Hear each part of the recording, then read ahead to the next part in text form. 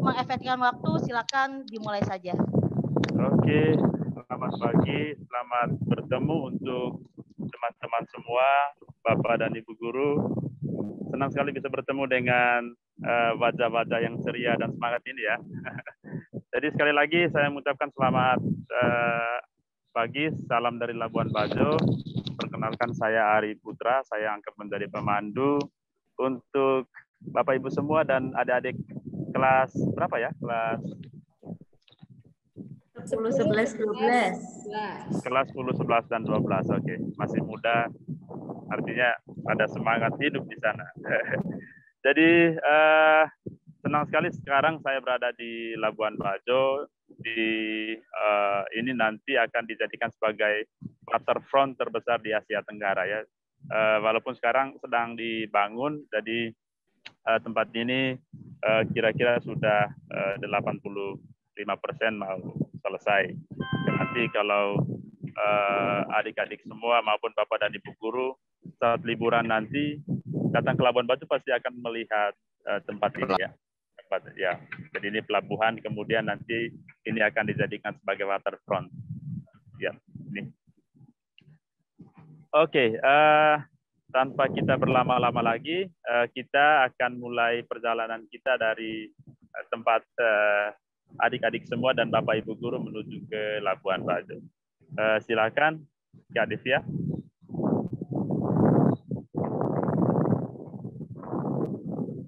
Halo semuanya. Selamat pagi. Halo, selamat pagi. Selamat pagi. Ada pepatah yang mengatakan, tak kenal maka tak sayang. Maka dari itu perkenalkan, nama saya Rafid Ali Fajri. Saya berasal dari tim DigiTicket yang akan menemani teman-teman semuanya untuk jalan-jalan. Ada yang tahu kemana kita hari ini? Ayo. Labuan Bajo. Oke. Nah, hari ini kita akan ke Labuan Bajo dan tentunya saya nggak sendiri. Tadi sudah berkenalan juga dengan Kak Ari. Kak Ari ini berasal dari Labuan Bajo. Nah, nggak usah berlama-lama lagi karena tentunya kalian sudah nggak sabar pastinya ya. Nah, kita akan menuju perjalanan, kita akan menggunakan pesawat hari ini, oke? Kita sebentar lagi akan datang ke Bandara Internasional Labuan Bajo. Are you ready? Ready. Oke.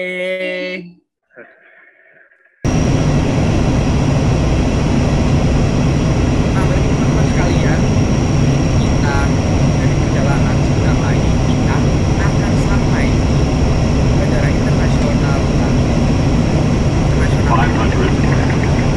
Bisa kita lihat belok kiri kanan, indah sekali pemandangannya. 200. Kita akan sampai kurang lebih sekitar 30 detik lagi kita akan naik 100. dan kita akan nantinya akan disambut oleh Kak Ari yang akan 50, menemani kita 40, 30, 20, 10. Nanti kita juga akan lihat foto yang ada di sekitar Batu.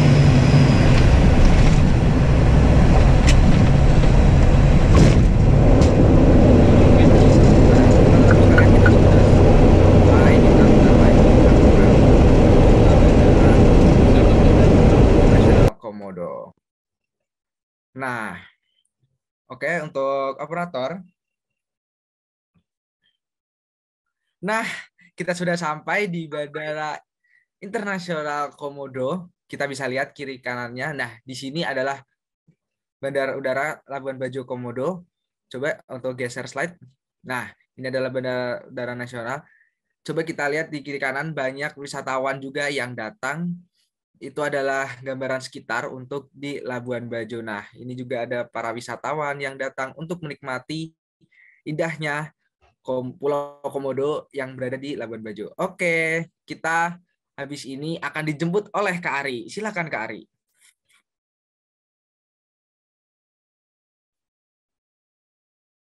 Halo Kak Ari. Halo. Halo Kakak, selamat pagi. Ya, oke. Oke, selamat pagi. Ya. Nah, kita akan Sekali lagi ganti ya sekarang untuk Kak Ari. Silakan Kak Ari. Ya. Sekali lagi selamat datang di Bandara Internasional Komodo. Jadi pastikan bagasi semua tas dari tas yang besar sampai tas yang kecil tidak tertinggal di pesawat ya, karena kita akan mulai menjelajahi Labuan Bajo dan Taman Nasional Komodo. Jadi saya kira Bapak Ibu guru dan adik-adik semua merasa sangat exciting ya untuk memulai perjalanan ini. Nah, ini Bandara Internasional Komodo jadi satu-satunya bandara yang ada di tepi barat Pulau Flores ya, Pulau Flores. Jadi Labuan Bajo itu terletak di Pulau Flores. Nah, Pulau Flores ini menjadi salah satu dari 3 pulau besar yang ada di kawasan Provinsi Nusa Tenggara Timur ya. Jadi kota Labuan Bajo menjadi kota dari Kabupaten Manggarai Barat. Dan ini bandara yang merupakan salah satu dari akses utama wisatawan yang datang ke Labuan Bajo dan Taman Nasional Komodo.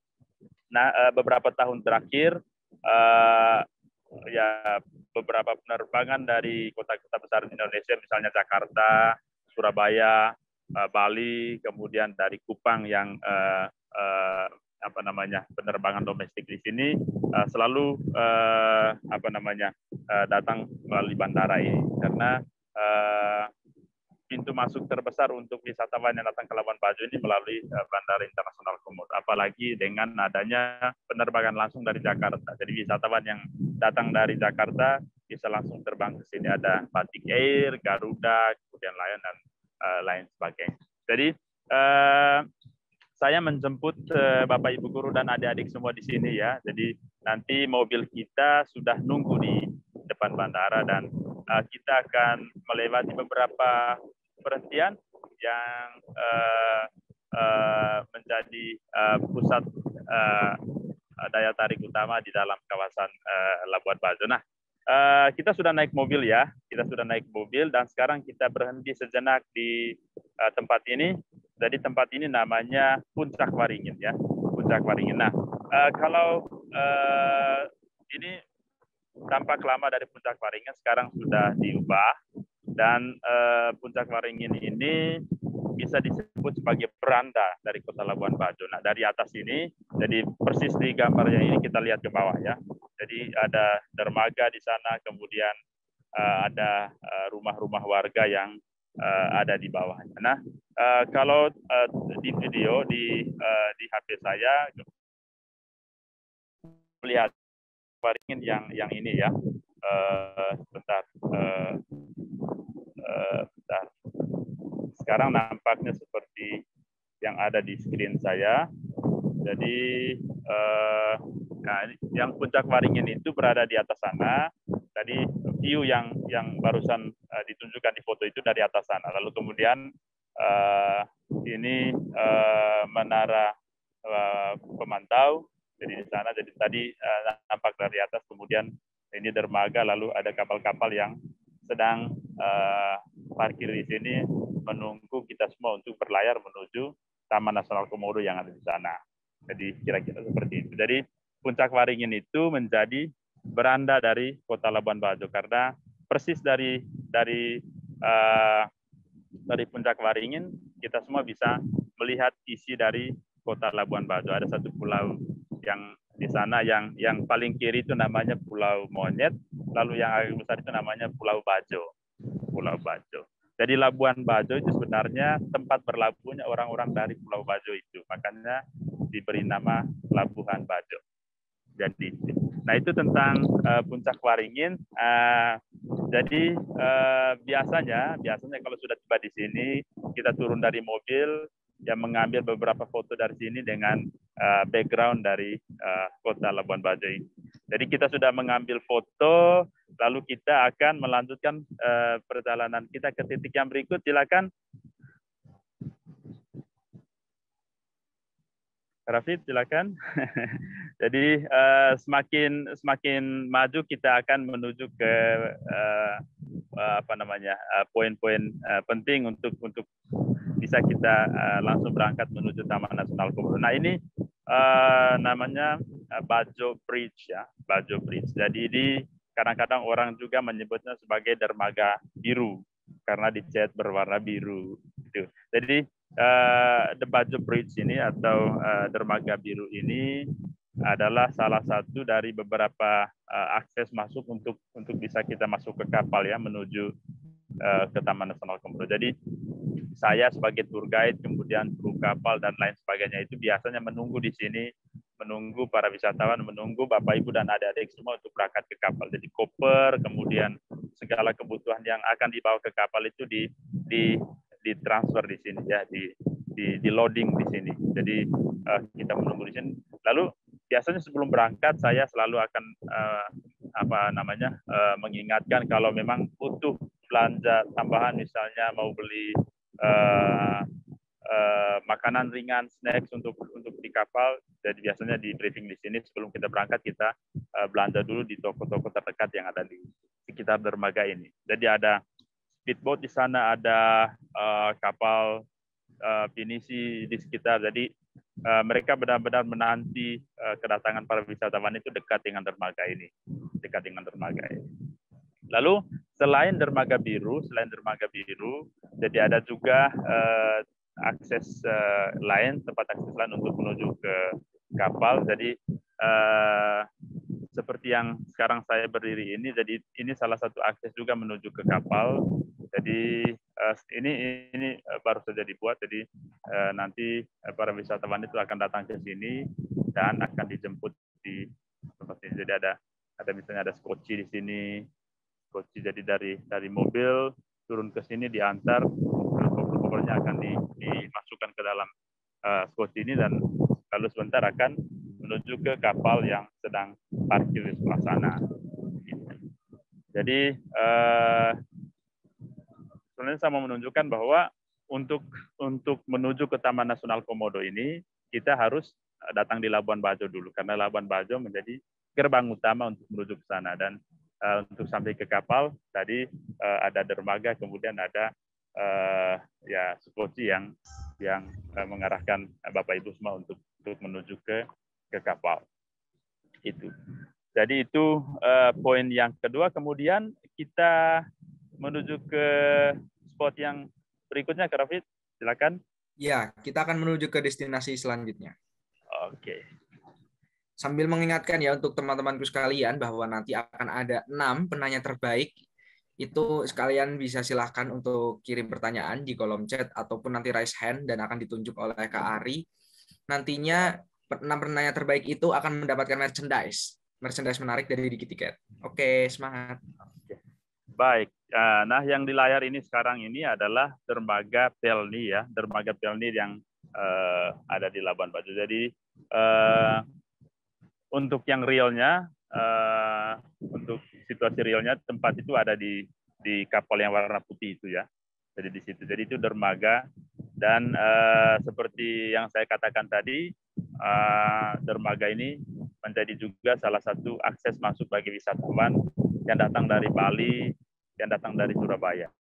Karena ada kapal penumpang dan juga feri dari Labuan Bajo menuju Surabaya, menuju Bali, dan sebaliknya. Jadi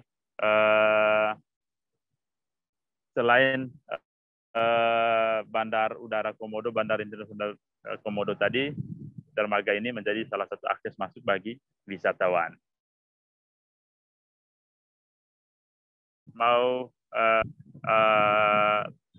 Labuan Bajo dan Pulau Komodo melalui rute perjalanan laut, jadi Bapak Ibu dan adik-adik juga bisa datang dengan menggunakan kapal Pelni menuju Labuan Bajo. Jadi ini pintu gerbangnya, kemudian ini lokasi yang ada di sekitar dermaga ini. Jadi itu beberapa spot yang ada di darat yang biasanya diperkenalkan kepada seluruh wisatawan sebelum menuju ke Taman Nasional Komodo. Jadi saya kira itu tentang beberapa spot yang ada di darat. Jadi kita sudah siap-siap berangkat menuju ke destinasi-destinasi di dalam kawasan Taman Nasional Komodo. Tentunya kita akan berangkat menggunakan kapal wisata. Oke, Kak Rafiq, kita siap-siap berangkat sekarang ya, siap-siap minum antimo, kemudian kalau merasa mabuk laut, jadi persiapkan diri untuk menghadapi sedikit goyangan dan goncangan menuju ke Taman Nasional Komodo. Oke. Udah sampai nih di destinasi selanjutnya, Kak. Oke, siap. Tentunya saya kira teman-teman dan Bapak Ibu guru semua kenal dengan tempat ini ya. Ada yang tahu ini namanya apa? Jadi Pulau. sangat ya, ada yang tahu? Pulau Padar. Oke, nah itu Pulau Padar, betul sekali. Jadi Pulau Padar ini menjadi destinasi destinasi pertama yang kita kunjungi. Kenapa kita kunjungi Padar sebagai destinasi pertama? Karena yang pertama kita menghindari panas matahari yang cukup terik di sini ya. Karena memang kita akan hike ke puncak Pulau Padar ini dan di sana jumlah tangganya sekitar 830-an anak tangga. Jadi bayangkan dari pantai yang ada di bawah itu kita akan naik pelan-pelan dan ada sekitar 800 anak tangga yang akan kita naik ke atas. Jadi kita pergi pagi-pagi ke sana supaya kita lebih enjoy naik ke atas tanpa ada sengatan matahari. Jadi ikon utama ya atau atraksi utama dari Pulau Padar ini adalah 3 teluk yang ada di bawah itu ya. Jadi ada teluk yang warnanya putih, kemudian ada yang warnanya hitam, lalu ada di belakangnya berwarna pink. Jadi untuk foto mendapatkan 3 teluk ini kita harus naik sampai puncak. Jadi ada sekitar 800-an anak tangga seperti yang saya katakan tadi. Jadi kita hike pelan-pelan, naik pelan-pelan sampai di atas, lalu kita akan mendapatkan view seperti ini. Selain view 3 teluk yang warnanya berbeda-beda ini, kita juga akan melihat vegetasi ya. Jadi warna-warni dari lanskap Taman Nasional Komodo. Jadi itu Pulau Padar. Jadi di sebelah depannya itu ada bukit-bukit warna-warni rerumputan yang juga menambah keeksotisan dari pulau ini. Nah, Pulau Padar ini merupakan pulau terbesar ketiga ya. Jadi yang pertama yang paling besar itu adalah Pulau Komodo, lalu kemudian ada namanya Pulau Rinca, lalu yang ketiga adalah Pulau Padar. Nah, hewan komodo, satwa langka komodo juga hidup di pulau ini. Jadi setiap kali kita mau turun ke sini, guide-nya selalu memberikan briefing kepada tamu supaya tetap lebih berhati-hati jika sedang hiking di sini. Jadi tetap berjalan di jalur trekkingnya, jangan pergi ke tempat lain. Karena kita tidak tahu kalau hewan komodo ada di situ. Jadi tetap hati-hati. Jadi dia menjadi pulau terbesar ketiga, dan Padar, kata Padar itu sendiri artinya itu pulau yang melintang ya, melintang. Jadi kenapa dia pulau yang melintang? Karena dia berada di tengah antara Pulau Komodo dan Pulau Rinca. Jadi dia melintang. Jadi itu Pulau Padar. Kalau misalnya ke Pulau Padar, kita mesti menyiapkan yang pertama itu sunscreen, sunblock, sehingga kita tidak terbakar oleh cahaya matahari. Pasti panas ya, Kak? Ya, pasti panas sekali kalau naik ke tengah hari. Lalu kemudian jangan lupa bawa air minum. Jadi kalau naik ke atas itu sampai di atas pasti haus, karena tidak ada penjual jus di atas. Saya pastikan tidak ada penjual jus. Jadi mesti bawa air sendiri, kemudian perlu membawa topi, lalu siapkan sepatu hiking yang bagus ya, karena hiking menggunakan sandal itu tidak nyaman. Jadi kalau naik ke Pulau Padar, kita mesti menggunakan sepatu hiking sehingga kita bisa nyaman sampai di puncaknya itu. Nah, untuk ke Pulau Padar ini sendiri, apakah ini Kak bayar atau gratis?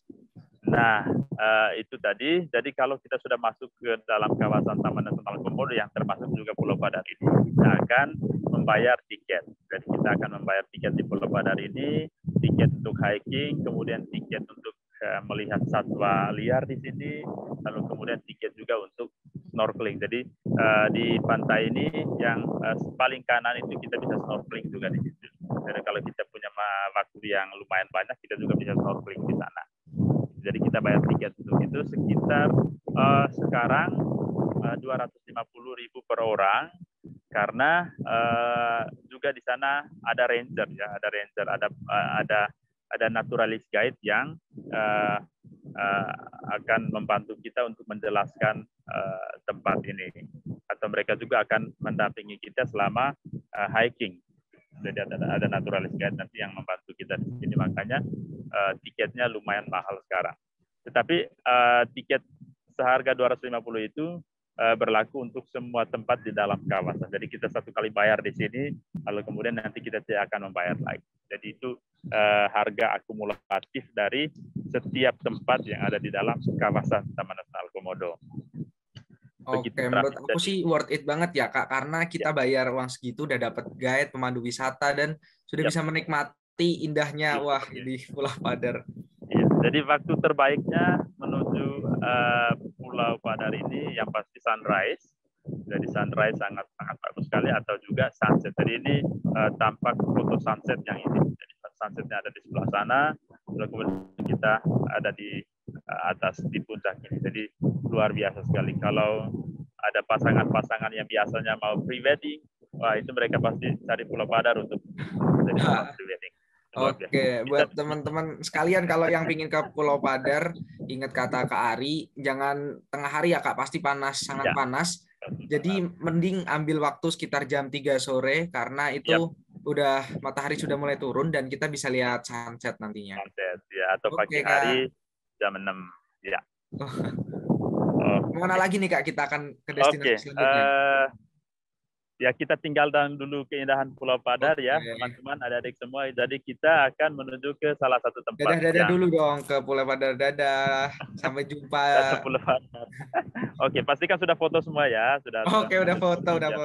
Iya, biar ada bukti kalau kita sudah pulang dari Pulau Padar. Iya, rugi Kak kalau udah sampai sini nggak foto loh, apalagi HP-nya mati kan. Oke, kita lanjut, Kak David. Oke, kita akan lanjut ke destinasi selanjutnya. Ya, naik kapal dulu, naik skoci, silakan masuk ke kapal, kita berlayar lagi menuju ke destinasi berikut. Nah, kita sudah sampai. Di mana nih, Kak? Oke. Nah, kalau dilihat dari gambar ini pasti ada yang bisa menerka ini ya, teman-teman, adik-adik semua. Nah, ini adalah Pink Beach ya, Pink Beach. Jadi dari Pulau Padar menuju ke Pink Beach itu sekitar 45 sampai 50 menit berlayar dengan kapal. Jadi ya pasir berwarna pink ya. Saya kira semua juga sudah tahu bahwa hanya ada di beberapa tempat di planet bumi ini kan, tidak ada dulu. Dan salah satu tempat yang pasirnya berwarna pink itu ada di dalam kawasan Taman Nasional. Jadi kita patut merasa bangga karena keindahan alam seperti ini ada di bumi Indonesia kita tercinta ya. Nah, mengapa pasirnya berwarna pink ya? Banyak orang bertanya kenapa pasir yang ada di Pink Beach itu berwarna pink. Itu karena ada satu jenis koral itu berwarna pink. Jadi koral ini hancur, sebagiannya hancur karena arus lautan, lalu terbawa ke pinggir, kemudian sebagiannya lagi dimakan oleh beberapa jenis ikan yang makan karang yang mereka makan, lalu mereka mengeluarkan kotoran. Nah, setelah karang ini menjadi halus, menjadi smooth, dia akan berpindah ke pinggiran, lalu bercampur dengan pasir yang berwarna putih, kemudian warnanya seperti ini. Memang kalau pasir ini tidak kena air laut, dia kelihatan seperti putih, tapi setelah dia basah atau tersiram air laut, dia akan tampak berwarna pink. Ya.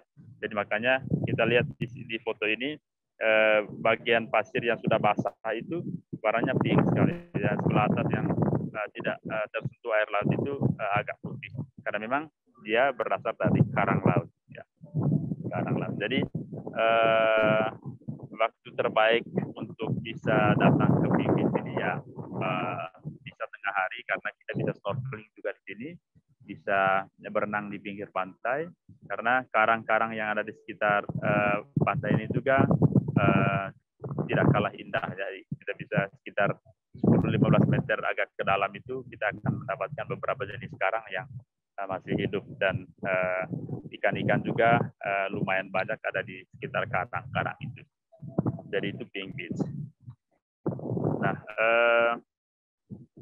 untuk foto-foto memang bagus sekali di sini. Jadi kalau kombinasi dengan waktu sunset, ya tambah membuat view-nya sangat ya eksotis sekali.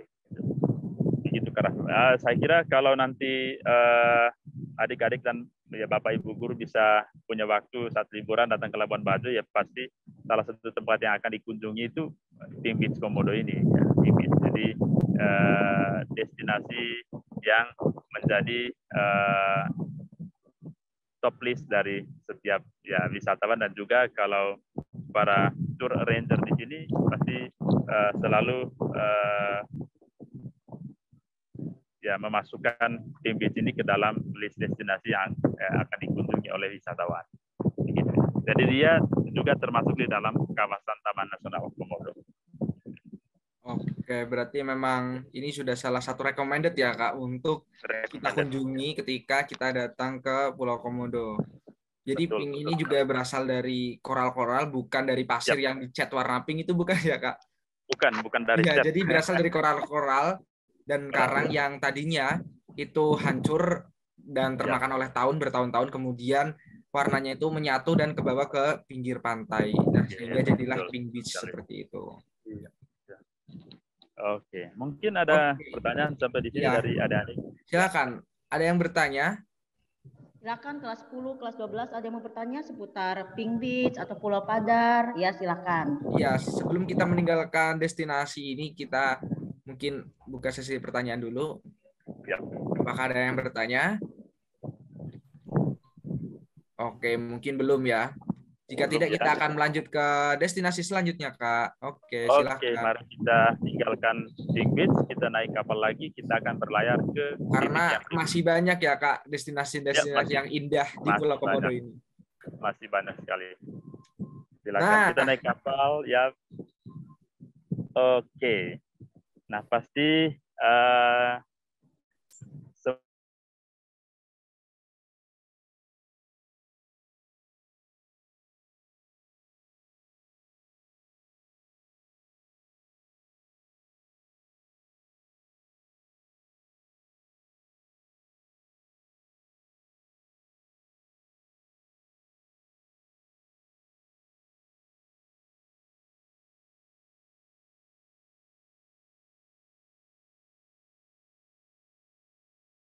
Nah, memang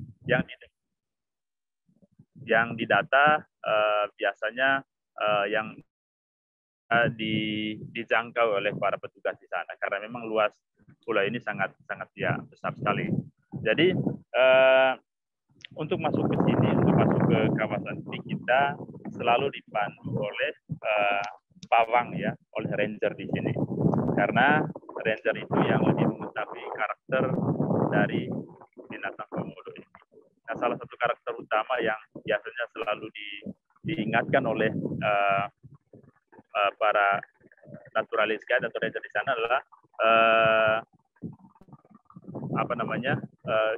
kemampuan komodo untuk mencium bau darah di jarak tertentu. Jadi kalau kita ke sana, pastikan bahwa kita tidak sedang luka kaki atau memiliki luka yang masih berdarah, karena dia memiliki penciuman yang sangat banyak. Karena kalau dia mencium bau darah dari jarak tertentu sekitar 5-10 km, dia akan datang menuju ke sumber darah itu.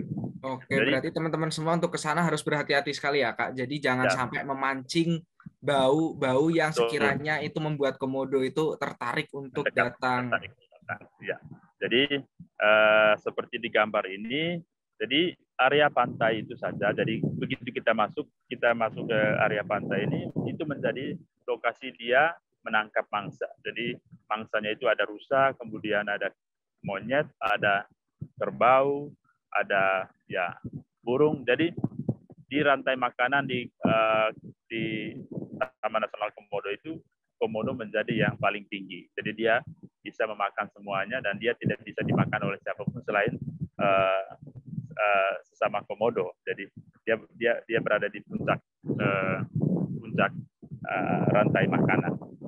Jadi menuju ke sana, jadi dari Pink Beach tadi itu sekitar 1 jam pelayarannya, dengan kapal kita berlayar ke sana selama 1 jam, dan nanti kita akan diterima oleh para ranger di gerbang itu. Jadi mereka akan mendata kita, kemudian kita akan dibagi, lalu satu ranger itu akan memandu sebanyak 5 orang wisatawan. Jadi dia akan menjaga 5 orang wisatawan. Karena saya kira kita yang 80 orang ini akan mendapatkan sekitar berapa ya? 80 bagi 5 lah, 80 bagi 5. Jadi kita akan mendapatkan ranger jumlah yang itu.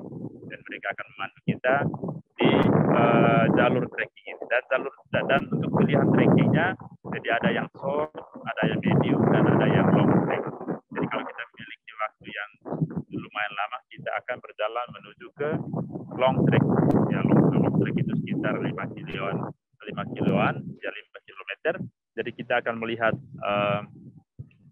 sarang komodo, kemudian bagaimana komodo itu menjaga telur-telurnya, lalu bagaimana dia berinteraksi dengan binatang yang lain, dan juga bagaimana dia menjaga sarangnya itu dari binatang yang lain. Jadi kita akan melihat itu sepanjang jalur trekking.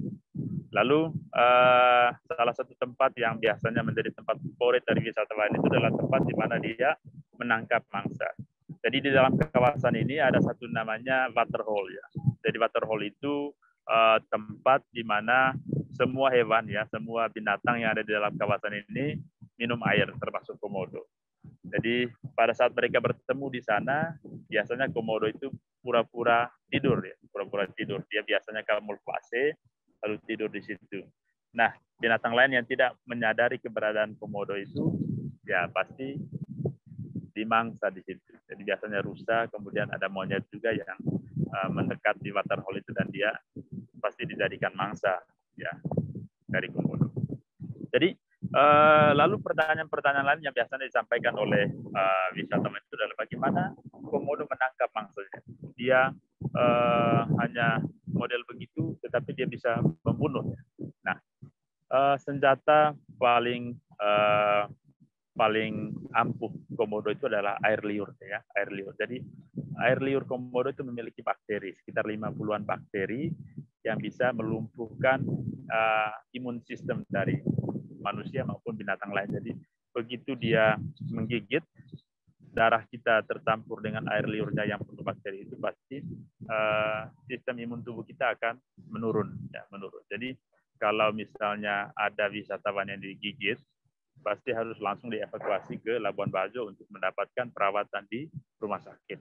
Ya, jadi itu harus 1 kali 24 jam ditolong. Jadi kalau tidak ya pasti tidak tertolong ya, tidak selamat. Jadi air liur itu yang membuat mangsa dari komodo bisa langsung ya mati ya. Rusa, kerbau, kalau rusa dia biasanya mangsa di tempat dia, setelah dia gigit dia sabik-sabik, dia telan. Tetapi kalau kerbau yang ukurannya besar, dia pasti sekali gigit saja. Jadi kalau hari ini dia gigit, dia lepas karena dia tahu bahwa 1-2 hari kemudian pasti kerbaunya mati.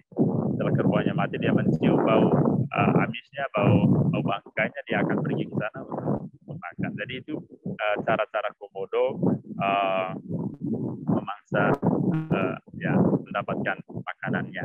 Gitu. Lalu pasti teman-teman di sini melihat orang foto dengan komodo ya. Ada yang pernah lihat? Ya itu gimana Kak?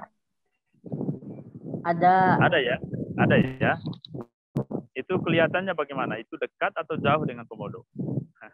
Jauh, tapi dari segi fotonya lebih dekat gitu loh.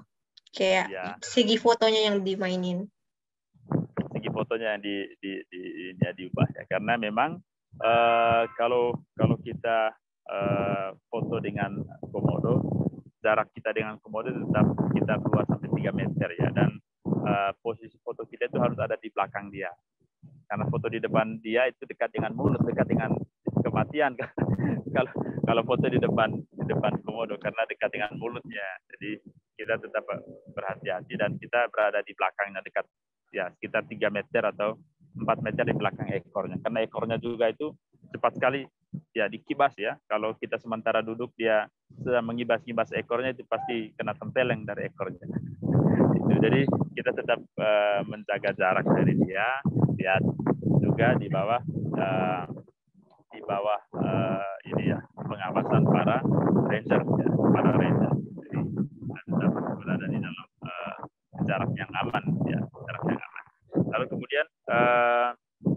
memberikan yang mengambil foto itu biasanya ranger sendiri, karena mereka yang seperti saya katakan tadi, mereka yang tahu karakternya.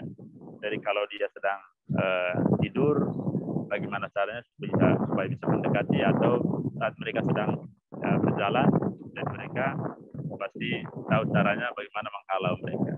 Jadi salah satu alat yang selalu dibawa ranger itu adalah tongkat, ya, tongkat yang ujungnya itu memiliki 2 cabang, ya, 2 cabang. Ada yang tahu fungsinya kenapa 2 cabang? Ada yang tahu nggak nih? Ada yang tahu kah? Belum Kak, belum. Belum, ya. Ya, jadi 2 cabang itu bukan untuk mencekik 2 matanya, bukan, ya. Jadi 2 cabang itu supaya menghalau lehernya. Jadi kalau dia berjalan menuju ke arah wisata, biasanya rangernya menaruh cabang tongkat itu di lehernya. Lalu kalau biasanya kalau dibuat seperti itu, dia akan pergi ke arah yang lain. Jadi itu fungsi dari tongkat yang bercabang. Nah, ini ada yang tanya nih Kak dari Sinta. Oke. Apakah ada penawar jika tergigit oleh komodo? Kemudian berapa lama racun komodo menginfeksi tubuh kita jika sudah tergigit dan masuk ke tubuh kita? Kalau soal waktu, jadi 1 kali 24 jam. 1 kali 24 jam, jadi mesti mendapatkan perawatan. Lalu di Labuan Bajo ada rumah sakit, namanya Rumah Sakit Siloam. Jadi itu menjadi satu rumah sakit yang menjadi tempat para, ya, misalnya ada warga atau wisatawan yang tergigit komodo, biasanya dibawa ke sana. Nah, aksi pertama yang biasanya dilakukan adalah mencuci bekas luka, ya, mencuci bekas luka, lalu kemudian menyuntikkan penawar racun, ya, antibiotik di sekitar luka. Berarti ada antibiotik ya Kak? Ada antibiotik. Pernah di tahun 2017 ada satu wisatawan dari Singapura, dia fotografer. Ya itu tadi karena dia ingin masuk sendiri di sana, ingin mendapatkan foto yang bagus, tapi dia lupa kalau foto itu punya kemampuan untuk kamuflase. Jadi dia pikir itu batang kayu. Batang kayu, ternyata itu komodo. Dia melintas di atas, komodo langsung menggigit kakinya. Lalu kemudian dia ditolong, dibawa dengan speedboat ke Labuan Bajo dan dibawa ke rumah sakit. Tetapi waktu itu beberapa perlengkapan di rumah sakit ini tidak ada, lalu dia diterbangkan ke Bali untuk mendapatkan perawatan lanjutan. Oke. Ya. Ada juga yang tanya nih Kak, apakah ada hewan endemik lain selain komodo di pulau tersebut? Kalau hewan endemik hanya komodo. Kalau yang lainnya ada di tempat lainnya, misalnya kerbau, monyet, lalu babi hutan, rusa, ya hanya komodo yang endemik. Ya, hanya komodo yang endemik. Ya. Oh. Terus ada yang lagi yang tanya nih Kak, ada nggak komodo itu pemakan sesama gitu Kak? Nah, teman makan teman. Iya, ada teman makan teman juga. Ibu ada. makan anak, ya. Di sini ibu makan anak biasanya. Jadi persis itu yang ingin saya jelaskan sekarang. Jadi setelah komodo itu menetas yang kecil, jadi dia mesti naik ke atas pohon untuk menghindari yang besar, komodo lain yang besar, yang dewasa. Karena biasanya komodo yang masih kecil itu menjadi makanan juga untuk komodo yang besar, meskipun itu induknya sendiri, ya. Jadi induknya sendiri hanya menjaga telurnya sampai menetas, ya, menjaga. Jadi setelah itu dia bahkan tidak mengenali lagi kalau itu anaknya sendiri. Jadi jumlah telur dari komodo itu sekitar 30. Lalu yang jadi menetas itu sekitar 2 atau 3 ekor saja yang bertahan.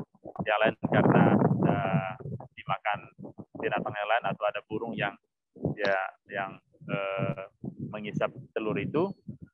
Tetapi yang lainnya juga kadang-kadang dimakan sama induknya sendiri. Jadi begitu menetas, yang lain harus secara insting mereka naik ke atas pohon biar bisa melindungi diri dari yang besar. Oke, nah jadi Jadi kalian tahu kan bahwa kenapa sih kok komodo itu langka? Bahwasanya tadi seperti yang disebutkan oleh Kak Ari, berkomodo itu bertelur sekitar ada 30, tetapi nantinya yang hanya bertahan hanya sekitar 2 atau 3 ya Kak. Karena komodo ini juga dimakan oleh temannya sendiri, bahkan ibunya pun terkadang nggak mengenali kalau itu adalah anaknya. Kemudian ini pertanyaan terakhir nih Kak di sesi komodo ini. Kira-kira bisa pariwisata itu, wisatawan itu bisa ketemu komodo itu berapa banyak komodo sih Kak di sana? Oke, karena Pulau Komodo atau Taman Nasional Komodo itu bukan kebun binatang ya. Kalau kebun binatang kan kita bisa lihat ke sana, oh ya, mereka ada yang dikandangin, ada yang. Tapi kalau komodo, jadi peluang kita untuk mendapatkan komodo itu biasanya ada, tetapi kadang-kadang kalau saat musim komodo kawin itu kadang-kadang tidak ada, karena mereka saat musim kawin itu berada di hutan, mereka pergi ke tempat yang agak jauh dari keramaian. Jadi kalau misalnya kita datang ke sini di luar musim kawin mereka, ya jadi kadang kalau kita datang pagi-pagi, karena pagi itu mereka lebih banyak beraktivitas, itu sekitar 10 atau 15-an ekor komodo. Tetapi kalau kita datang saat tengah hari, saat matahari ini ya sedang panas-panasnya, itu kita hanya mungkin menemukan 2 atau 3 ekor saja.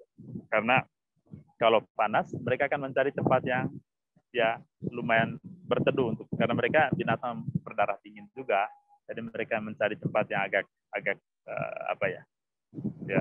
agak dingin, karena ya kalau panas sekali mereka tidak bertahan. Oke, jadi buat teman-teman yang datang ke sana bahwa di sini itu kan luas ya, jadi bukan seperti kebun binatang. Jadi terkadang itu untung-untungan ya Kak. Kalau kita pas untung dapat lihat banyak, kemudian kalau pas ya kurang beruntung ya dapatnya hanya sedikit. Nah, komodo juga seperti kita takut panas. Jadi ketika datangnya panas-panas itu pasti mereka pada ngumpet, pada ngadem ya Kak. Iya, pada ngadem di tempat yang ya ada pohon, ya di lubang kadang-kadang gitu. Oke, nah seperti itu kira-kira gambarannya teman-teman untuk komodo ini sendiri. Nah, kita tentu udah nggak sabar lagi nih Kak untuk menuju ke destinasi selanjutnya, karena masih banyak nih destinasi yang indah di Pulau Komodo ini. Oke, kita akan menuju ke destinasi selanjutnya. Kita naik kapal lagi, kita akan berlayar ke tempat yang kita tinggalkan. Kanawa Island. Oke, lanjut. Kita udah sampai nih Kak. Oke, kita sudah berlayar tadi sekitar 2 jam lebih ya, 2 jam lebih dari Komodo menuju ke Pulau Kanawa. Saya kira ada banyak di sini yang suka snorkeling ya, suka snorkeling. Jadi snorkeling salah satu yang terbaik itu ada di Pulau Kanawa ini. Pulau Kanawa ini. Kenapa dia terbaik? Karena kita akan bertemu dengan ya banyak sekali jenis ikan yang hanya kita ya gampang sekali kita dapatkan hanya snorkeling di pinggir pantai, di bawah jembatan kayu ini. Ya kita akan bertemu dengan banyak sekali jenis ikan dan karang-karang yang hidup ya. Dan airnya juga jernih sekali. Jadi estimasi waktu yang kita pakai selama berada di sini itu sekitar ya 3 sampai 4 jam ya untuk eksplor di seluruh tempat. Ada area snorkeling yang sepanjang pantai ini, juga kemudian kita bisa menjelajahi ya pantai di sekitar ini ya. Jadi ada pasir putih yang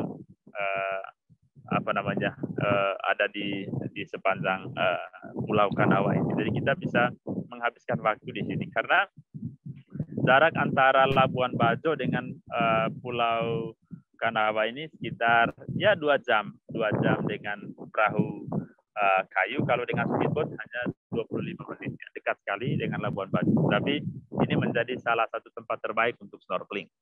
Ya, jadi kalau misalnya kita tiba di sini biasanya saya menyiapkan perlengkapan snorkelingnya, lalu kita akan snorkeling di sekitar bangunan yang ini ya. Jadi ada banyak sekali ikan di sisi kiri dan kanan dari bangunan ini. Kita akan turun di jembatan yang itu, lalu mulai melakukan aktivitas snorkeling di sekitar dermaga ini. Jadi ada yang pernah snorkeling, pasti ada yang sudah snorkeling di sini ya. Jadi kita menggunakan masker, lalu kita menggunakan fin, dan ya snorkeling itu artinya kita hanya melihat koral, melihat karang dan ikan itu berada dari permukaan air ya, dari permukaan air. Beda dengan diving. Kalau diving kita menggunakan tanki dan kita akan menyelam ke kedalaman tertentu. Jadi Oke, berarti bedanya diving dengan snorkeling itu ketika kalau diving itu pakai tabung gas ya, Kak? ya, Ya, pakai tabung oksigen maksudnya. Ya. Tabung gas oksigen. nyala. Tabung oksigen. Jadi kalian itu bisa menyelam lebih dalam, tetapi kalau snorkeling itu biasanya hanya di pinggir-pinggir saja. Di pinggir ya, di permukaan. Dan kalau diving itu kita mesti memiliki sertifikat ya. Jadi perlu latihan khusus untuk diving ya, karena itu olahraga ya. Oke, untuk diving ini nggak bisa sembarang orang karena tentunya harus memiliki sertifikat, tetapi untuk snorkeling seluruh wisatawan yang datang ke pulau tersebut bisa snorkeling ya, Kak? Bisa snorkeling. Kalau tidak bisa berenang biasanya pakai life jacket. Pelampung, ada pelampung juga kan ya? Ada pelampung, selalu ada. Jadi ya ngapung-ngapung saja di permukaannya sambil melihat. Oke, jadi buat teman-temanku sekalian yang sekiranya masih takut atau belum berani berenang di laut, kalian tenang saja, pasti ditemani oleh ranger-ranger yang ada di sana, dan pastinya udah memenuhi syarat itu ya, Kak, perlengkapan keamanan ya di sana ya. Lengkap ya. Kalau udah sesuai di SOP kapal lengkap semua. Nah. Life jacket, life buoy dan segala macam yang kita pakai untuk keadaan emergensi ya kita sudah siapkan semuanya. Oke, jadi itu gambaran di pulau ini, Pulau Kanawa. Jika sekiranya kalian ingin snorkeling. Nah, kita akan menuju destinasi selanjutnya juga tentunya, karena masih ada beberapa yang harus kita kunjungi. Oke, kita naik kapal lagi, snorkelingnya sudah selesai, kita akan berangkat ke destinasi yang lain. Pulau Kalong. Nah, kira-kira ya tahu nggak nih, kenapa kok dinamakan Pulau Kalong? Nah, betul. Itu kalau di bahasa orang sini, kalong itu artinya kelelawar. Tidak tahu di tempat teman-teman semua ya. Jadi apakah kalong juga artinya kelelawar ya? Ya, jadi dari Pulau Kanawa menuju Pulau Kalong itu sekitar 1,5 jam berlayar. Jadi berlayar dan pergi ke Pulau Kalong itu selalu pada sore hari dan sunset. Jadi karena kalau siang hari kita tidak akan melihat kalong ya, karena mereka tidak keluar siang hari, mereka anti matahari. Itu. Jadi pada saat sore sekitar jam 6:10 atau 6:20 atau ya kalau sudah gelap mereka akan terbang keluar dari Pulau Kalong ini. Jadi Pulau Kalong ini hanya pulau kecil tetapi dipenuhi dengan mangrove ya. Jadi hutan mangrove di dalamnya. Kemudian ratusan ribu ekor kelelawar buah hidup di situ, dan mereka keluar pada saat matahari sudah hilang dan sudah gelap, dan mereka akan terbang menuju ke Pulau Flores ya, Pulau Flores atau Pulau Rinca yang ada di dekat itu. Kenapa mereka terbang ke sana? Karena mereka mencari makanan, dan makanan mereka itu adalah buah-buahan ya. Jadi mereka pemakan buah. Jadi setiap hari mereka akan melakukan aktivitas yang sama. Jadi berangkat sore hari menuju ke Pulau Flores atau Pulau Rinca, lalu pada pagi hari jam 5 atau jam 5:30 mereka akan kembali lagi ke pulau itu. Jadi para wisatawan yang datang ke sana akan pemandangan ini. Jadi mereka akan keluar dari pulau itu dan terbang tanpa putus-putusnya ke Pulau Flores. Ribuan dan makan ratusan ribu kalong ini yang ukurannya sangat besar. Apalagi jika cuaca lagi bagus dan sunsetnya merah. Jadi untuk foto itu sangat bagus sekali karena golden sunset kemudian dipadu dengan kelelawar yang sedang terbang itu ya fotonya bagus sekali. Dan kita tidak akan turun di sana, kita akan menyaksikan ratusan ribu kalong ini dari atas kapal ya. Kita akan stay di kapal, lalu kemudian kita akan menonton mereka terbang di atas ya, jarak ya dekat di atas kapal, dan kita bisa mengambil video dan foto. Itu banyak sekali. Jadi nampak seperti di foto ya. Jadi kita akan mengapung di sana. Jadi sambil menanti mereka akan terbang. Dan biasanya di kapal sambil menunggu mereka keluar, kita biasanya minum kopi atau ya chef di kapal menyajikan kita makanan ringan, dan kita akan menunggu mereka sambil santai-santai. Nah, waktu terbaik untuk datang ke tempat ini adalah ini ya, senja, teman-teman. Sambil melihat sunset, karena ketika kalian datang siang-siang nggak bakal mungkin ketemu kalong, mereka masih tidur. Beda Jadi dunia. yang terbaik adalah menjelang maghrib atau senja, itu kalian sembari menikmati sunset, kemudian juga bisa melihat nantinya kalong-kalong itu keluar ya Kak, untuk mencari makan. Betul ya, jadi karena mereka ya keluar hanya pada saat gelap ya, jadi beda dunia dengan kita siang hari, mereka malam hari. Tetapi ada juga manusia yang ya siang tidur ya, Kalong malam keluyuran, nokturnal. Nocturnal. Oke. Jadi itu aktivitas di kalong. Jadi kita menonton kelelawar ini yang keluar dari sarangnya dari Pulau Kalong ya, Pulau Mangrove. Ya, itu ya Kak Revit. Jadi ini ada yang tanya juga Kak tadi, sekarang snorkeling apakah masih bisa di saat pandemi diperbolehkan, atau masih adanya regulasi-regulasi atau syarat-syarat tertentu? Gimana Kak? Kalau misalnya datang ke Labuan Bajo, artinya para wisatawan itu sudah punya yang pertama kartu vaksin, kemudian yang kedua tetap selalu melampirkan surat ini ya, PCR, kemudian ada juga yang cuma antigen.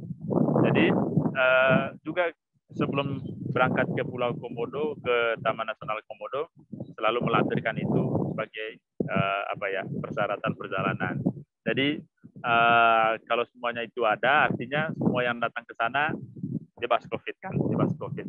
Tetapi tetap saja di kapal dan di setiap tempat di kawasan itu selalu protokol kesehatan selalu ada, hand sanitizer, kemudian cuci tangan, lalu kemudian perlengkapan atau peralatan yang dipakai itu selalu dicuci. Dan kami yakin bahwa kalau misalnya ke laut, jadi karena kadar garamnya tinggi, jadi kalau kita mencuci semua barang-barang itu dengan air laut, ya artinya bakteri itu cepat kalah dengan asin air laut ya, asin air laut. Tapi kita tetap selalu waspada untuk tidak menukar misalnya alat snorkeling yang dipakai oleh satu orang taruh di mulutnya. Jadi kita selalu bilang ya, kamu tetap pakainya itu selama perjalanan ini selesai, tapi setelah itu baru kita steril lagi. Oh iya, oke Kak. Dengan alkohol kan semuanya, sehingga bisa dipakai untuk wisatawan yang berikutnya.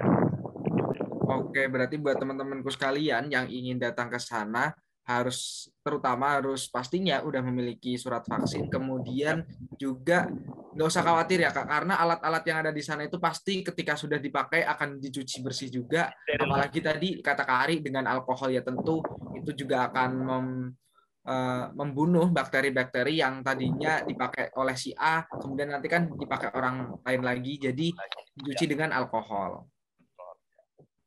Oke, silakan bagi teman-teman yang penasaran, ingin tanya-tanya, silakan bisa ditulis di kolom chat atau raise hand kalau ingin terjadi komunikasi dua arah. Nah, habis ini kita akan kemana lagi nih Kak? Oke, jadi saya pikir untuk penjelajahan laut dengan kapal hanya sampai di Kalong ini. Kalong menjadi destinasi terakhir karena sudah sore hari, sudah malam hari, kita akan berlayar pulang menuju ke Labuan Bajo. Jadi nanti kita akan menjelajahi beberapa tempat yang ada di Labuan Bajo ya Kak ya. Jadi kita akan berlayar dari Pulau Kalong menuju Labuan Bajo sekitar 1,5 jam ya.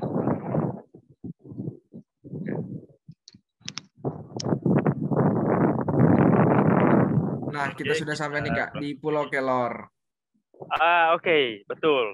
Saya hampir lupa Pulau Kelor. Nah, sebelum pulang ke Labuan Bajo, jadi Pulau Kelor itu ada di satu jalur yang sama ya dengan Pulau Kalong. Jadi sekitar 30 menitan dari Pulau Kalong menuju ke Pulau Kelor. Nah, ini Pulau Kelor pasir putih yang di bawah itu kemudian dengan gunung di sebelah ya, bukit di sebelah itu menjadi background untuk foto ya. Jadi ke Kelor artinya harus naik ke bukit yang ini ya. Ada orang sedang duduk di situ dan foto dari puncak ini akan sangat luar biasa sekali dengan paduan warna di bawahnya, ada pasir, kemudian air laut yang biru, lalu ada puncak bukit di sana yang kalau musim kemarau dia warnanya kecoklatan, tetapi kalau saat musim hujan seperti ini warnanya lebih hijau ya, karena rumput-rumputnya sedang tumbuh kembali. Jadi ada dua aktivitas sebenarnya yang bisa dilakukan di sini. Teman-teman yang sudah yang belum puas tadi snorkeling di Pulau Kanawa bisa snorkeling lagi di sini. Ya, karang dan ikan-ikan juga cukup bagus di sini di pinggir-pinggir itu. Jadi estimasi waktu yang bisa kita pakai di sini itu sekitar ya 2 jam, ya 2 jam pulang ke Labuan Bajo. Dan waktu terbaiknya tentunya jangan siang hari saat tengah hari matahari lagi terik, tidak bisa karena kita harus hiking. Waktu terbaiknya itu sekitar dari jam 6 pagi sampai jam 9 atau jam 10, atau sore hari dari jam 3 sampai jam 5. Jadi matahari tidak terlalu panas untuk kita hiking ke atas. Sehingga kita masih bisa hiking sampai ke puncak. Nah, ini ada beberapa pertanyaan nih Kak dari teman-teman. Oke, dari siapa nih?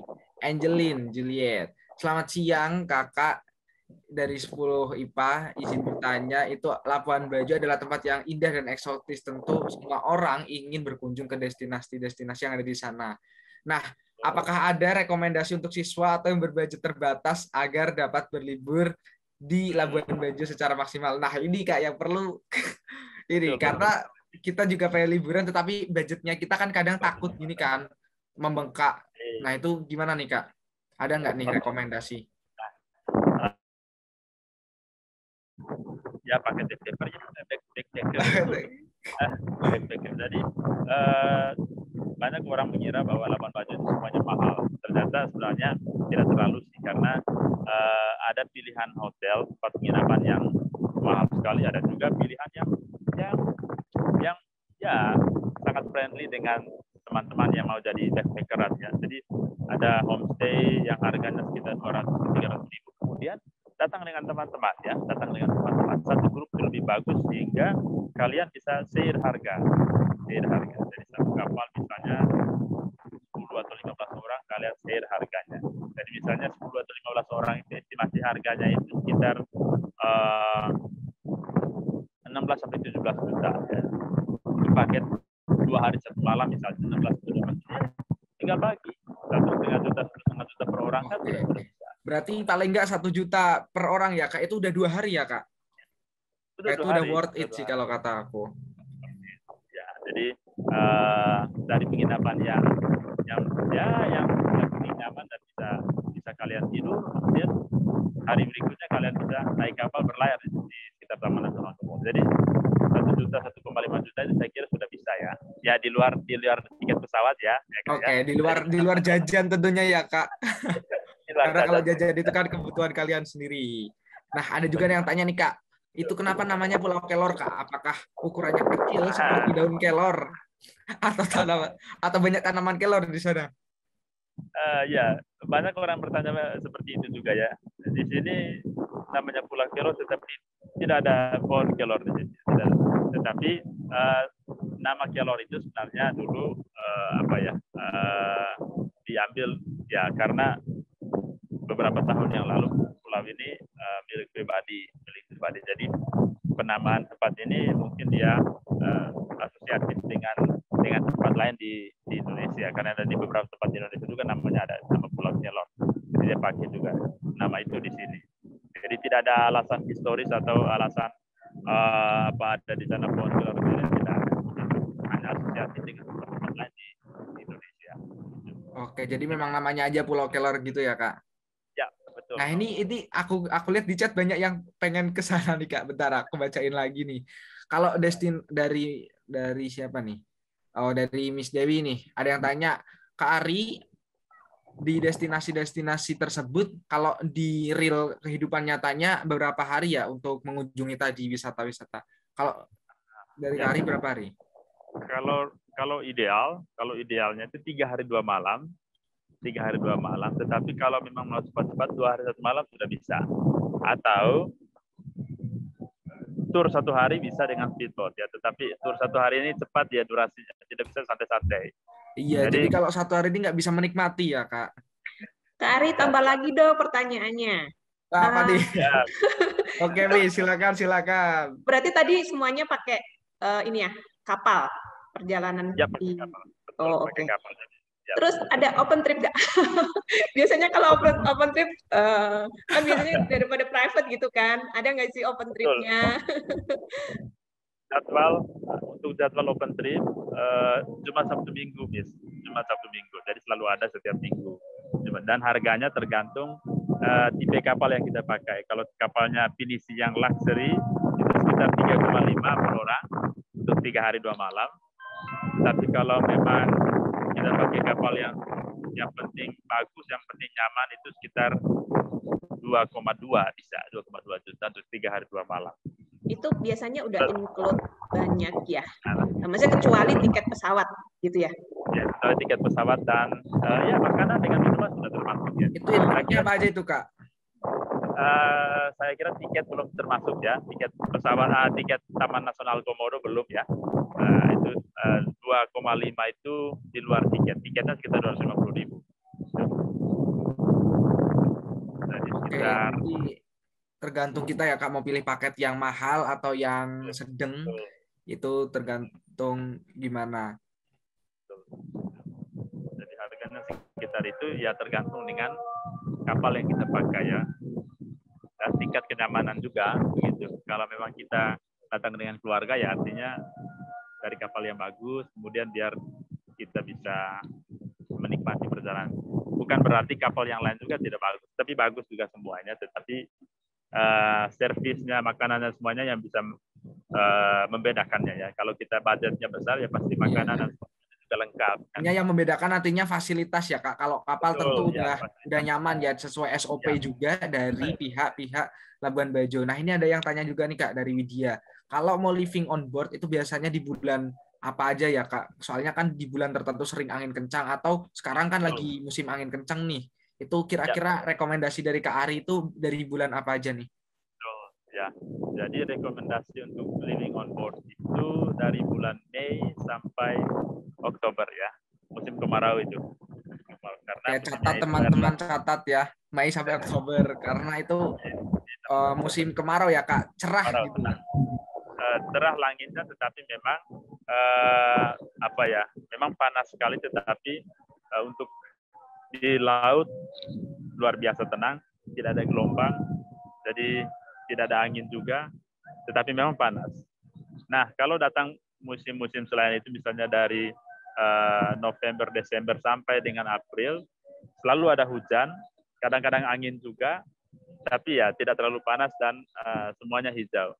Tapi menurut saya paling bagus datang musim kemarau lah, biar aman kita menikmati di laut, tidak takut dengan gelombang, semua aman. Gitu. Jadi datanglah musim kemarau yang direkomendasikan. Pas musim liburan kan, Juli. Juli itu bulan berapa liburan ya? Iya, betul sekali, Kak Ari, bulan Juli. Nah, ya, ini buat teman-teman. Pas banget ya. Jadi bulan Mei sampai sekitaran bulan Mei sampai bulan Oktober tadi ya? Iya. Oke. Silakan Bapak Ibu guru nanti di itu ya. Catat dulu. Siapa tahu kita mau ke sana bareng-bareng ya. Di list dulu yang mau ke sana. Tapi memang untuk Bapak dan Ibu dan teman-teman sekalian di sini memang indah sekali kalau yang kita lihat bahwa keindahannya itu kayak seperti wah begini ya Indonesia tuh luas. Luar biasa indah. Patungan. Oke. Nah, kita akan menuju ke destinasi selanjutnya nih, Kak. Mau kemana lagi nih? Oke ya, jadi kita tinggalkan. Nah, kita tinggalkan dulu Pulau Kelor. Kita akan menuju ke oke. Nah, di sini kita sampai di Bukit Silvia. Ya, jadi kita sudah selesai pelayaran di laut.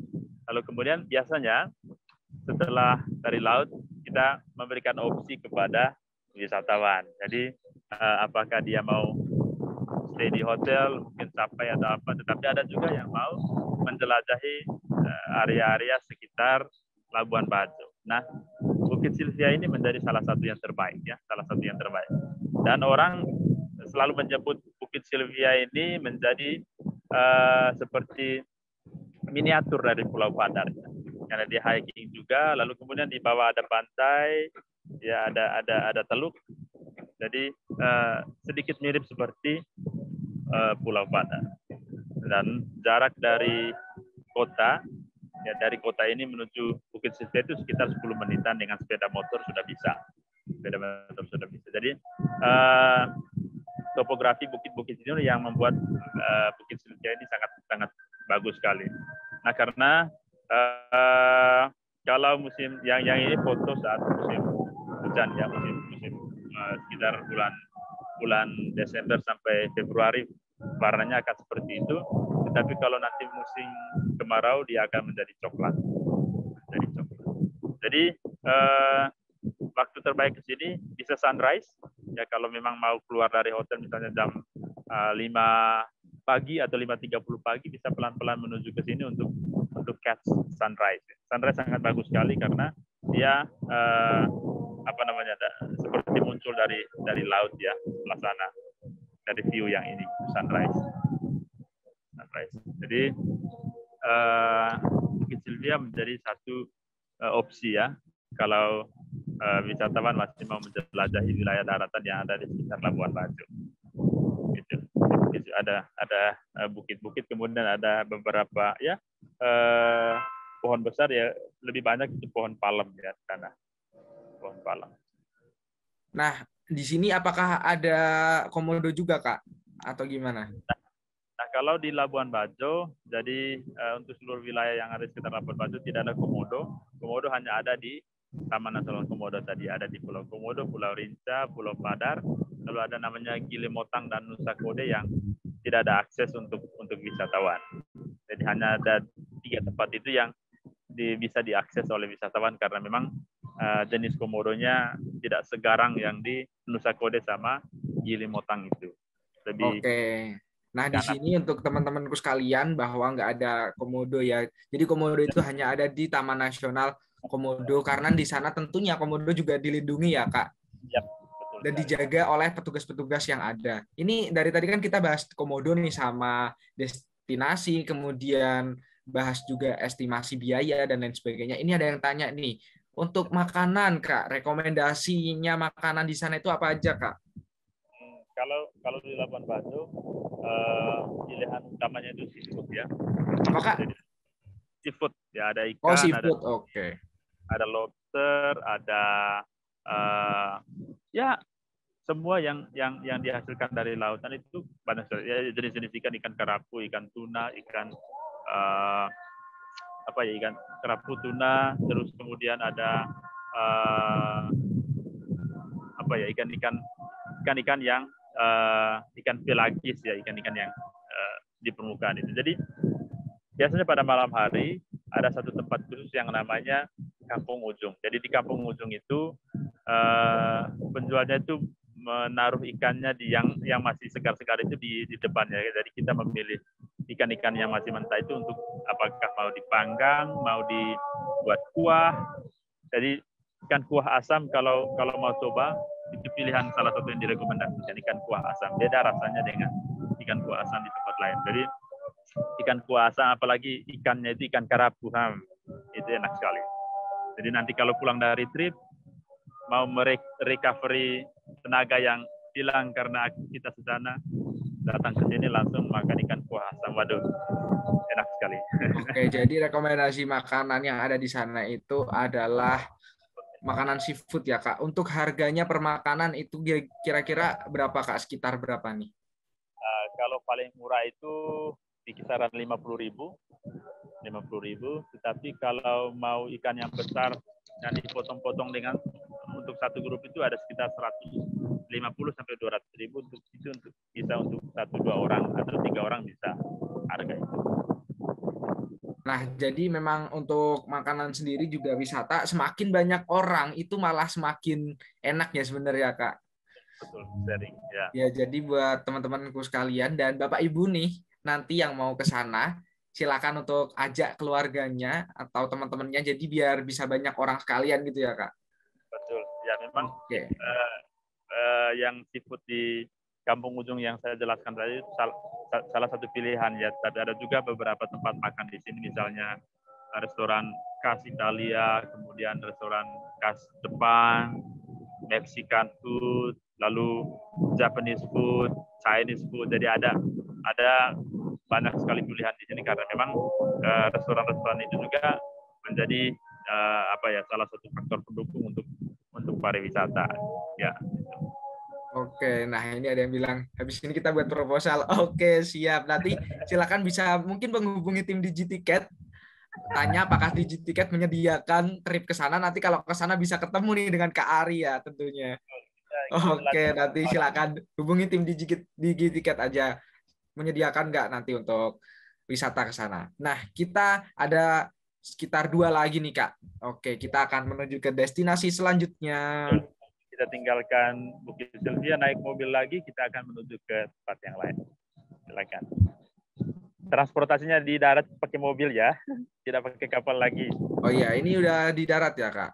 Oke. Ya, sudah di darat. Atau naik sepeda motor. Halo? Oke. Halo untuk operator.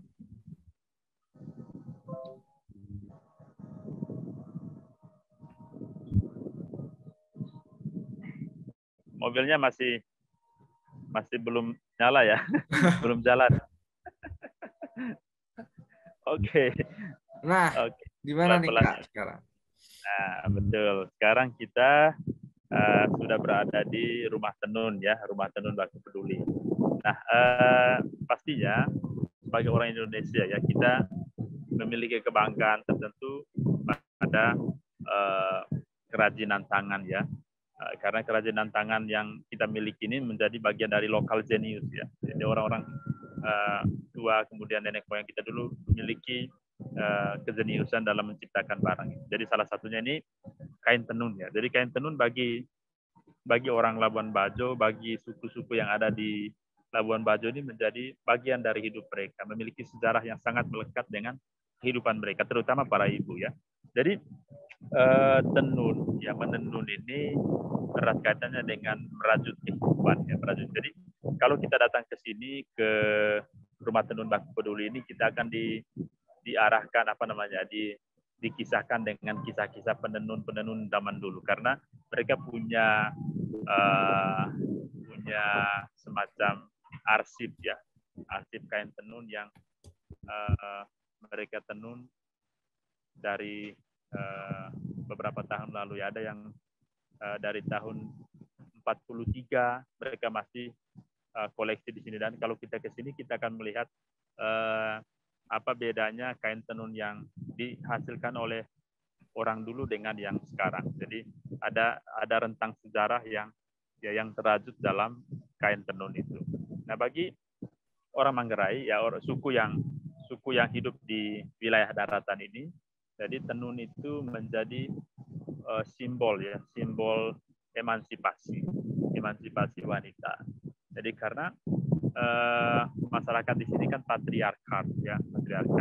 Jadi dengan menenun ini para ibu berjuang untuk ya emancipate ya themselves. Jadi mereka menciptakan motif-motif seperti ini. Ada artinya semua, motif perjuangan, motif perlawanan, ya motif bagaimana menjaga keutuhan keluarga. Jadi kalau kita ke sini akan disajikan cerita-cerita seperti itu. Jadi Rumah Tenun Bakti Peduli ini sebenarnya semacam rangkuman dari seluruh perjalanan tur di Labuan Bajo. Jadi datang dari Jakarta atau dari tempat yang lain ke Taman Nasional Komodo, kemudian jelajah lagi wilayah daratan di sekitar Labuan Bajo, dan kita ke sini semacam rangkuman. Kita melihat bagaimana sejarah itu ditenun di kain yang seperti ini, dirajut seperti ini. Jadi ada beragam motif ya. Jadi kain-kain ini tidak hanya dihasilkan oleh suku Manggarai, tetapi suku-suku lain yang ada di wilayah Pulau Flores juga ada. Misalnya Kalau teman-teman pernah dengar namanya Maumere, ada namanya Sumba juga, kemudian ada namanya Ende. Jadi kain-kain ini datang dari daerah-daerah. Jadi dihasilkan oleh para ibu yang dengan keteguhan hati menghasilkan kain-kain seperti itu. Jadi kalau datang ke sini bisa membeli kain ini sebagai souvenir ya. Ada yang ukurannya besar, kemudian ada yang ukurannya kecil, lalu ada yang bisa dijadikan sebagai sal ya. Jadi ada tas-tas juga yang punya motif tenun ini. Jadi jarak dari Labuan Bajo itu sekitar 15 atau 20 menit dengan mobil. Ya, tempat ini agak di luar kota. Jadi nanti kita akan bertemu dengan para ibu yang sedang menenun kain di sini. Begitu, Kak Rafid. Oke, jadi kain-kain di sini itu tentunya punya histori-histori sendiri ya Kak, mengenai apa yang ada di Labuan Bajo tersebut. Nah, ini kira-kira harganya berapa sih Kak? Nah, kalau yang paling kiri yang warnanya ada yang pink, ada yang hitam, ada yang biru itu kisarannya itu 700.000 sampai 1.500.000 ya. Karena itu tenunan tangan, tenun ikat. Wah, lumayan ya. Lumayan. Ini ibu-ibu yang lumayan. Berarti itu emang pure tenunan tangan tanpa mesin ya Kak? Tanpa mesin, dan pewarnanya juga pewarna alam ya. Pewarna alam artinya mereka menggunakan kulit atau daun dari kayu-kayu dari alam itu untuk dijadikan pewarna. Beda sekali kalau misalnya teman-teman bisa lihat langsung itu tipikal warnanya itu berbeda. Kalau warna yang dari bahan kimia kan beda modelnya. Kalau yang dari alam ini seperti warna daun dan warna kulit kayu, tetapi itu sangat pure. Begitu. Pengolahannya juga. Jadi kita tahu ya teman-teman kenapa kok bisa mahal, karena itu tentunya dibuat dengan ATBM. ATBM adalah alat tenun bukan mesin. Dan pewarnanya sendiri itu dibuat dengan pewarna-pewarna alam yang tentunya itu bisa lebih tahan lama. Dan warnanya itu warna alami, nggak seperti pewarna-pewarna pabrik yang ada. Dan tentunya ketika kalian membeli produk yang ada di Labuan Bajo ini, tentu akan menambah perekonomian ya Kak, bisa membangun perekonomian warga-warga di sekitaran tersebut. Nah, kita masih ada nih Kak, satu destinasi lagi Kak. Oke, silakan untuk operator, kita akan menuju ke destinasi terakhir kita. Nah, sembari ke sana ada yang tanya nih, di situ apakah sudah terdaftar di e-commerce atau platform digital, atau ketika mau beli harus menuju ke sana, Kak? Benarnya di sini sudah ada yang namanya UMKM ya, UMKM, dan nanti di bandara teman-teman datang dan scan barcode-nya, lalu di dalamnya sudah ada semua list tempat-tempat yang souvenir apa segala macam. Jadi bisa ke sana untuk beli, tetapi bisa juga pesan. Jadi mereka akan mengantar ke tempat kita. Kalau memang kita hanya mau membeli tanpa mau melihat tempatnya, bisa kita pesan dan kita hanya scan barcode, lalu kemudian akan ada list barang-barangnya, jenis-jenis kainnya. Oke, jadi kalian bisa scan barcode aja, nantinya produk-produk tersebut bisa terlihat dengan detail. Nah, ini sebenarnya harusnya ada di tengah nih, mungkin ini terselip ya Kak. Oke, kita masih ada di destinasi terakhir yaitu Manta Point. Silakan Kak Ari, Manta Point. Kita ke laut lagi dulu ya, bentar ya, ke laut lagi dulu, balik lagi sedikit dengan speedboat. Nah, ke sini. Jadi ini namanya Manta Point. Jadi dia berada di tengah-tengah antara antara pulau dengan Labuan Bajo dengan Pulau Komodo ya, sekitar di pertengahan. Jadi atraksi utama di sini adalah snorkeling sebenarnya aktivitasnya untuk melihat ikan mantare. Jadi teman-teman mungkin pernah melihat ikan pari. Jadi ikan pari itu agak mirip dengan manta, tapi manta itu warnanya hitam. Jadi dia jenisnya di sini adalah reef manta ya, reef manta. Jadi kalau kita ke sini, jadi kita akan snorkeling untuk melihat ya manta. Tetapi balik lagi ke Komodo tadi bahwa kadang-kadang semua binatang yang ada di sini, termasuk manta ini, ya based on luck semua. Jadi kalau kita beruntung ya kita akan bertemu dengan manta. Tetapi kalau memang musimnya sedang angin kencang atau misalnya gelombang, ya mereka tidak akan ada di sini. Jadi benar-benar tunggu momen yang pas, momen yang mendukung cuaca yang bagus, baru kita bisa melihat mereka. Ini manta, jadi ukurannya sangat besar sekali, ya. Jadi mereka cukup friendly, tidak beracun juga, tetapi kita selalu dilarang untuk menyentuh. Biasanya mereka mendekat ke kita, tetapi tidak boleh menyentuh. Jadi ukurannya sangat besar, ya. Manta. Kira-kira gambarannya manta seperti itu ya, Kak. Oke, operator. Ini aku ada sedikit video biar kalian bisa lebih jelas lagi untuk melihat gimana sih keseruan-keseruan yang manta tersebut. Oke, sebentar ya. Pasti kalian kalau udah nonton ini pengen ke sana sih langsung sih. Nah, oke, selamat.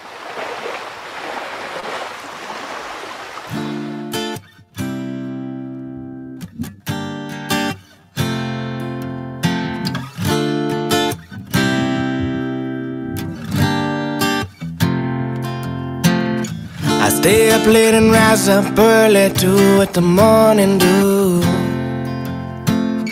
The sun is shining, so I'm on my way trying to find something new.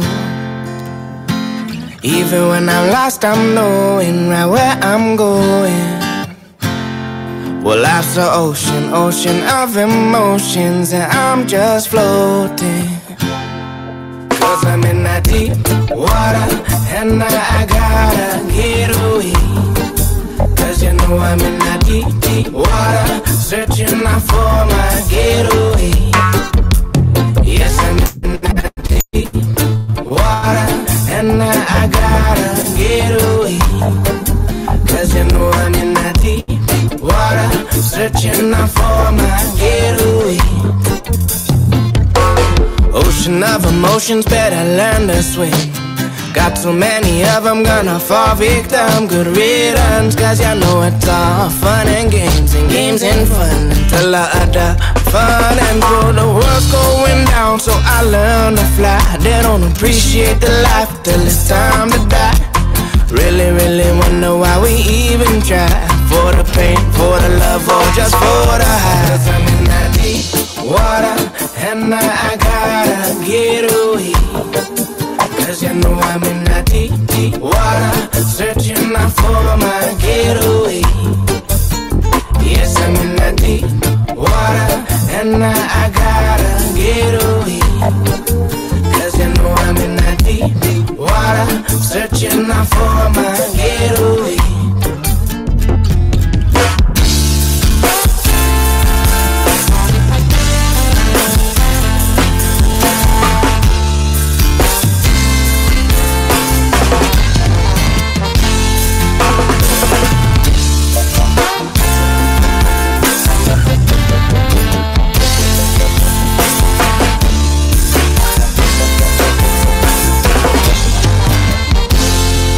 Cause I'm in that deep water, and I gotta get away.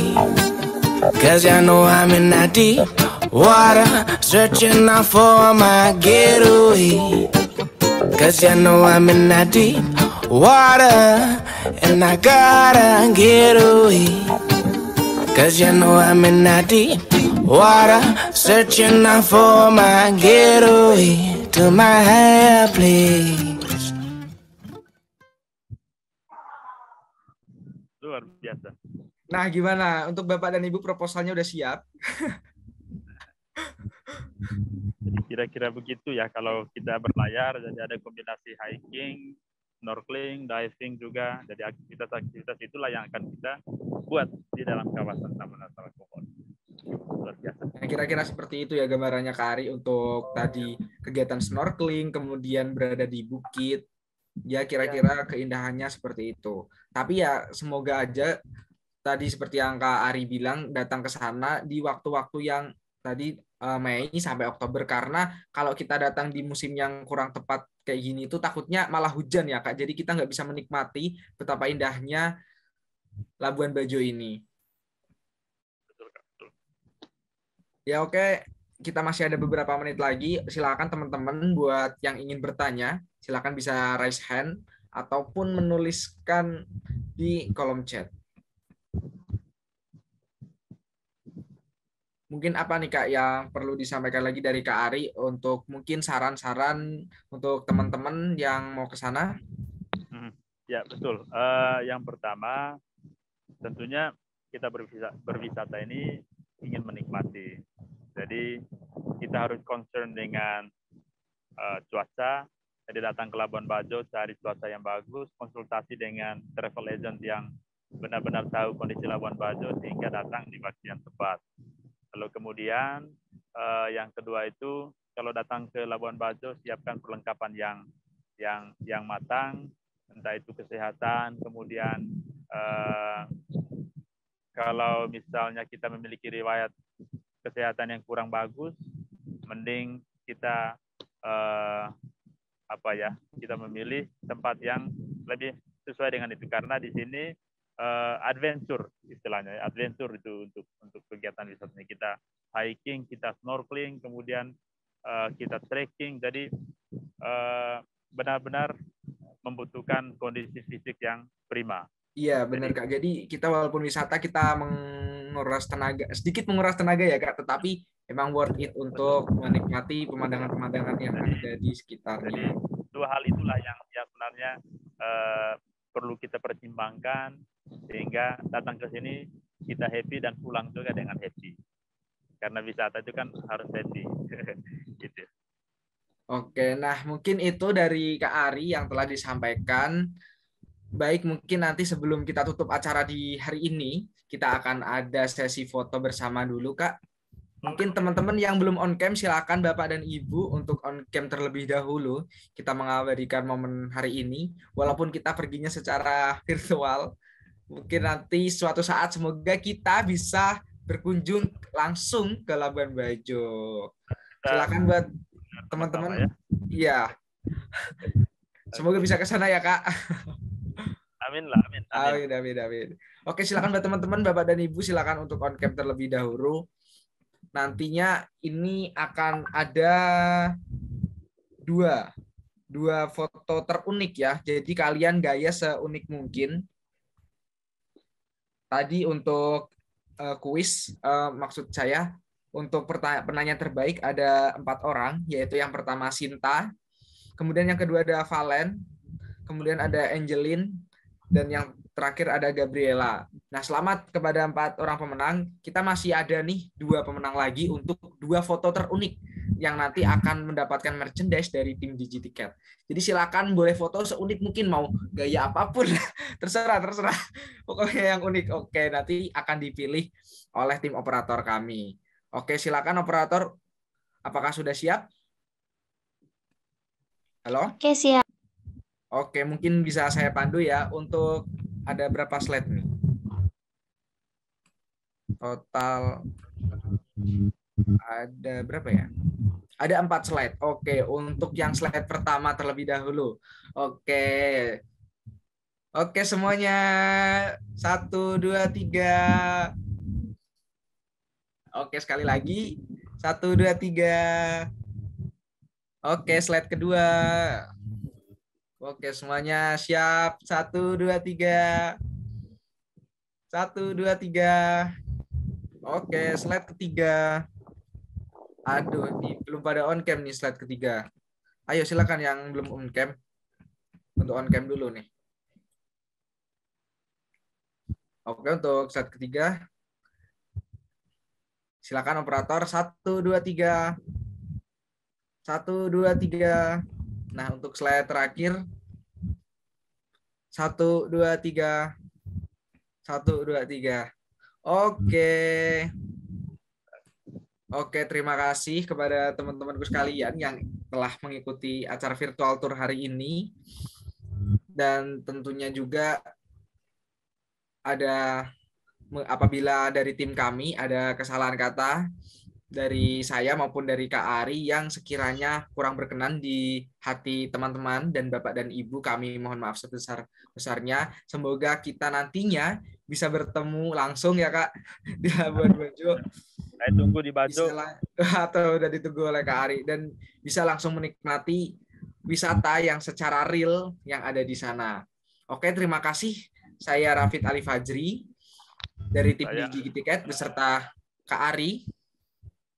Kak Ari Putra dari Labuan Bajo pamit undur diri. Terima kasih semuanya. Selamat siang, sampai jumpa kembali. Dadah. Oke, terima kasih Kak Ari dan Kak Rafid. Ya, Kak Ari dan Kak Rafid, saya punya pantun buat Kak Ari. Nah, Jangan apa nih? Oke. Apa? Nih, ada 2 pantun ya. Ini saya terbantukan banget loh dengan adanya Kak Rafid. Jadi saya benar-benar menikmati perjalanan hari ini. Saya diminta untuk duduk diam sambil lihat Kak Rafid yang memandu. Oke. Jadi saya ada pantun nih buat Kak Ari ya, khusus Kak Ari nih. Makan ikan di Pulau Pandar. Cakep. Jangan lupa mampir ke rumah tenun Baku Peduli. Cakep. Di Labuan Bajo nggak akan nyasar. Ada pemandu ramah namanya Kak Ari. Wih. Cocok. Oke. Satu lagi. Oke, apa nih? Foto bareng Cristiano Ronaldo. Cakep. Habis foto ditraktir Mr. Evan. Cakep. Jalan-jalan ke Labuan Bajo, sungguh di hati menyimpan kesan. Wah, aduh ini ibu bisa aja. Oke. Terima kasih kepada Kak Rafid dari Gigi Tiket, kemudian kepada Kak Ari Putra yang sudah luar biasa memberikan wawasan informasi tentang Labuan Bajo. Jadi Labuan Bajo itu menggugah kami untuk datang segera ke sana, semoga menjadi kenyataan ya. Nanti dipersiapkan proposalnya ya Miss Dewi ya. Kita akan ke sana ya, karena memang tadi benar-benar kita jadi mupeng alias muka pengen gitu ya. Oke, jadi sampai jumpa di lain kesempatan. Semoga nanti kalau kita ke sana bisa ketemu dengan Kak Rafid, Kak Ari. Jadi kita bisa bareng-bareng untuk having fun lah di sana. Oke, anak-anakku sekalian, terima kasih sudah mengikuti virtual field trip untuk Labuan Bajo. Kalian mendapatkan banyak sekali informasi, termasuk Bapak Ibu guru ya. Kita bersyukur ya diadakan acara seperti ini. Refreshing ya di tengah-tengah kesibukan kita untuk belajar dan mengajar. Nah, anak-anakku nanti silakan kalian beristirahat dari